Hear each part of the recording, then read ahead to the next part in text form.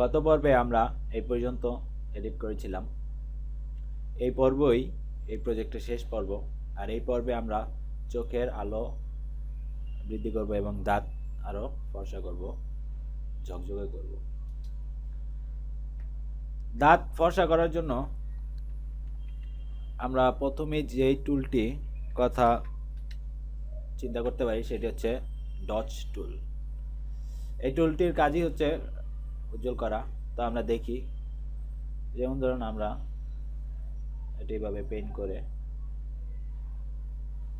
উজ্জ্বল করলাম। হ্যাঁ, দাঁতটি উজ্জ্বল হয়েছে, কিন্তু সমস্যা হচ্ছে এটি দাঁতের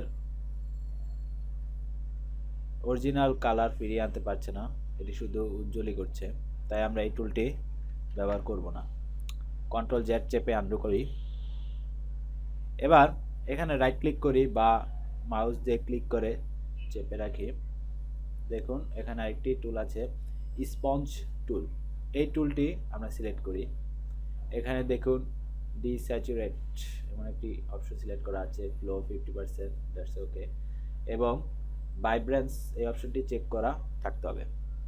এবার আমরা এটি দিয়ে এভাবে ব্রাশ করি।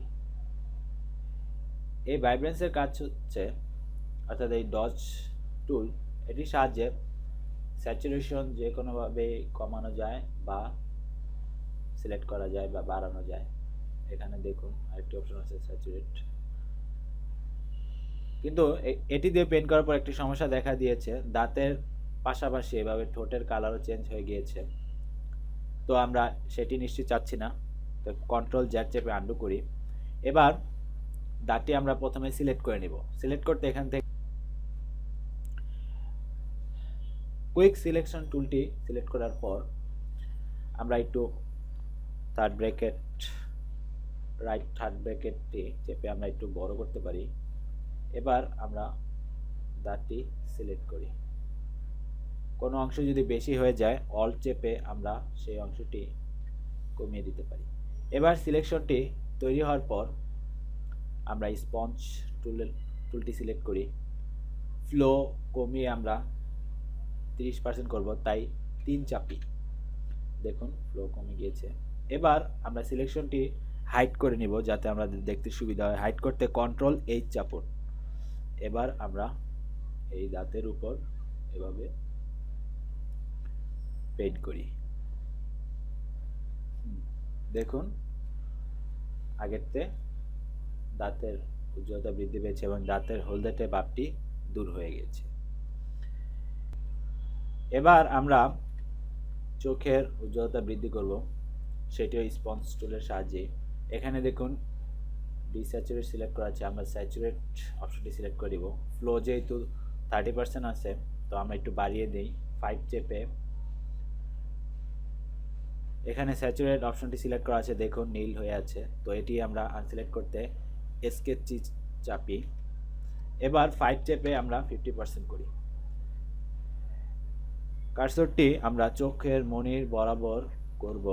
সেক্ষেত্রে রাইট ক্লিক করে, রাইট থার্ড ব্র্যাকেট ক্লিক করে আমরা এটি চোখের মণির সাইজ আনার পরে 3টি ক্লিক করব, 1, 2 এবং 3।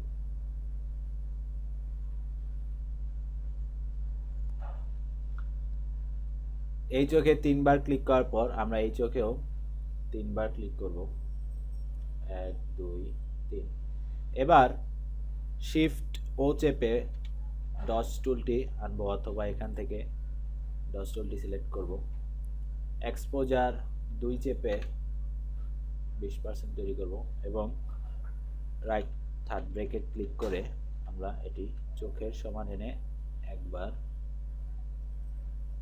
2বার ক্লিক করব।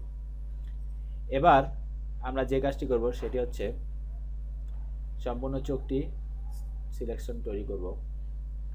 সম্পূর্ণ চোখটি সিলেকশন করতে অনেক টুলই ব্যবহার করা যায়, quick selection tool, magic wand tool, অনেক টুলের সাহায্য নিতে পারি। Magic wand tool, quick selection tool, তবে সবচেয়ে ভালো হবে এখান থেকে ইলেকট্রিক্যাল মার্কি টুলটি সিলেক্ট করলে। এটি দিয়ে আমরা প্রথমেই এভাবে একটি বৃত্ত তৈরি করি এবং স্পেস বার চেপে আমরা বৃত্তটি যেখানে সেখানে স্থাপন করি। এবার শিফট অল চেপে আরেকটি বৃত্ত এভাবে আমরা চোখের সিলেকশন তৈরি করি। দেখুন খুব সুন্দরভাবে চোখের সিলেকশন তৈরি হয়ে গিয়েছে। যেহেতু রিটাচ এই লেয়ারটি সিলেক্ট করা আছে, আমরা এখন এই লেয়ারটি সিলেক্ট করে এখান থেকে হিউ স্যাচুরেশন এই অপশনটি সিলেক্ট করব। দেখুন খুব সুন্দরভাবে এটি সিলেকশন তৈরি হয়ে গেছে। আমরা এর সবুজা বা বাড়াতে পারি 5 চেপে। আপনারা ইচ্ছা করলে আরও আপনাদের মন মতো কালার চেঞ্জ করতে পারেন এভাবে, তবে আমি এখানে 5 দিচ্ছি এবং স্যাচুরেশন বাড়িয়ে 20% দিচ্ছি। এবার এই চোখেও আমরা সিলেকশন তৈরি করব। স্পেস বার চেপে আমরা সিলেকশনটি যেখানে খুশি নিতে পারি, শিফট অল চেপে আমরা এবং স্পেস বার চেপে দ্বিতীয় সিলেকশনটি এভাবে করতে পারি। সিলেকশনটি তৈরি হওয়ার পর আমরা এই লেয়ারটি এখন সিলেক্ট করা আছে এবং foreground colour black, so control back space চাপি।